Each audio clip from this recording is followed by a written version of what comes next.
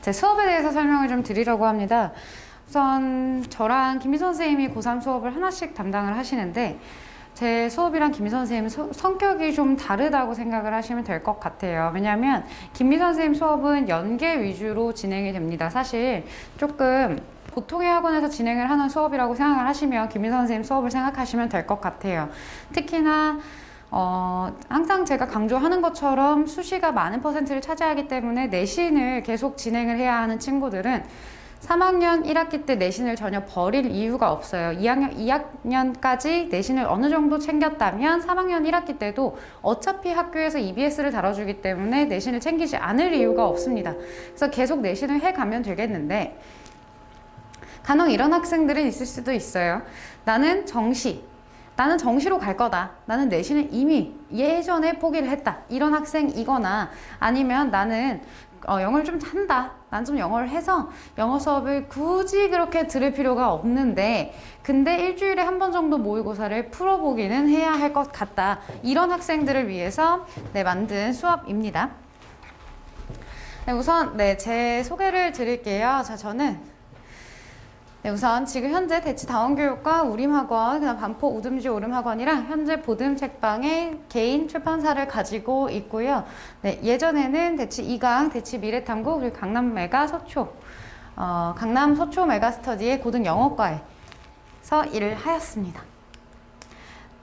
우선 연계나 비연계냐 이게 조금 궁금하실 것 같아요. 왜 그러냐면 수능 영어 연계율은 굉장히 높기로 유명하죠. 그래서 좀 설명을 드리려고 합니다. 우선 연계와 비연계를 놓고 보면 연계를 했을 때 학생들이 확실히 어떤 게 있냐면 마음의 안정감을 느낄 수 있습니다.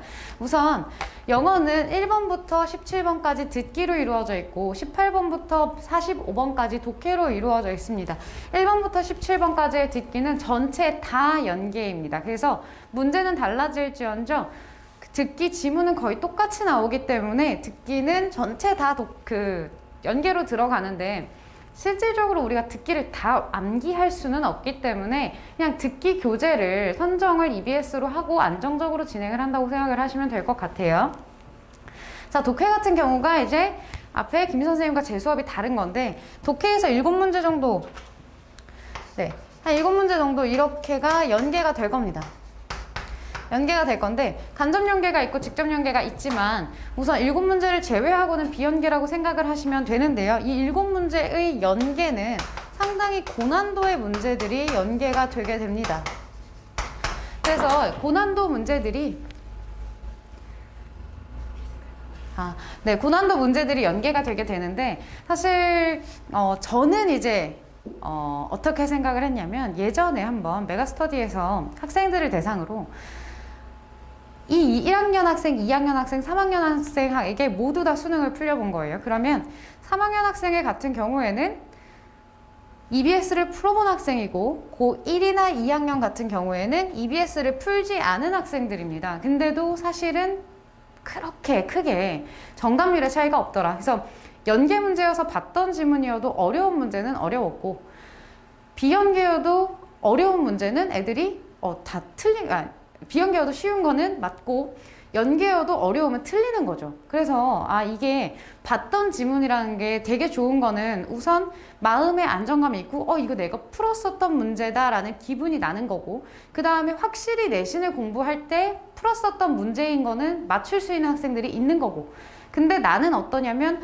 나는 내신을 준비 안 했기 때문에 EBS 지문에 전체 다 익숙해질 시간이 부족했고 그 다음에 연계에 집착해서 다른 그냥 고난도 비연계를 놓치기가 아쉽다 하는 학생들을 위해서 마련해 놓은 그런 수업입니다. 그래서 이 7문제의 연계를 뭘로 극복해보자 하는 거냐면 우리는 비연계를 연습해서 진짜 실력을 올려가지고 연계든 비연계든 그냥 실력으로 한번 맞아보자 하는 반입니다.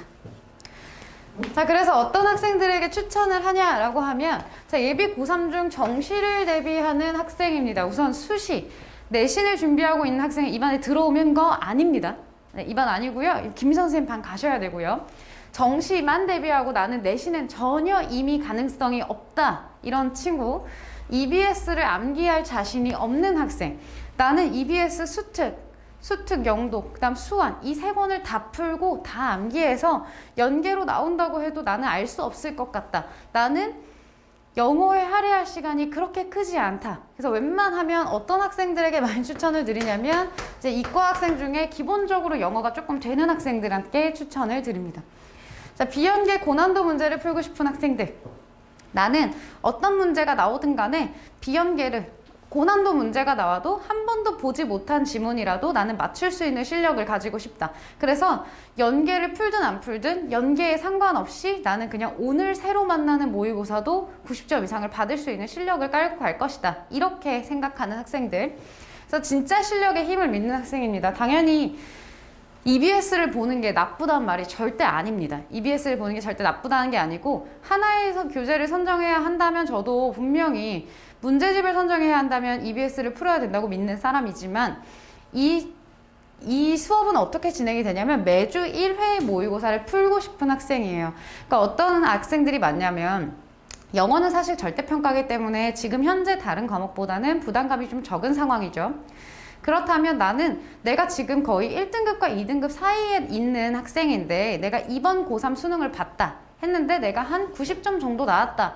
영어학원을 다니기에는 애매하고 안 다니기에는 애매하고 근데 나는 아직 내신을 안 하는데 이런 친구들은 매주 한 회의 고난도 모의고사를 매우 고난도의 모의고사를 풀어서 그 지문들을 분석하고 그 지문들로 글을 보는 눈 글을 구성하는 그 원리를 알아가는 눈을 가져서 어떤 지문에도 대처할 수 있는 실력을 기르는 그런 반입니다. 사실 그래서 이 반은 아주 기본적인 문제들보다는 조금 고난도 문제들로 이루어져 있기 때문에 고2 모의고사 기준 2등급 정도의 학생들 그 위쪽을 추천을 드립니다. 그래서 목표는 안정적인 1등급이고 매주 나의 점수를 기출 모의고사를 통해서 알 수 있기 때문에 1등급을 향해서 가는 나의 매주 점수 체크라고 생각하시면 될 것 같아요. 개강은 1월 3일이고 매주 일요일 5시부터 8시 매주 마지막을 영어 점수 확인으로 마칠 수 있도록 구성을 해놓았습니다. 네. 여기까지 설명드리고요. 네, 지금까지 시청해주셔서 감사합니다.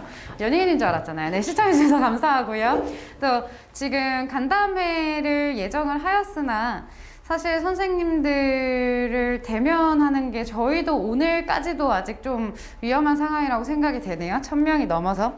그래서 선생님들 궁금한 점 있으시면 전화 연결을 좀 해드릴까 생각을 하고 있으니 과목별로 선생님과 직접 상담이 가능하니까 학원으로 연락 주시기 바랍니다. 네, 감사합니다.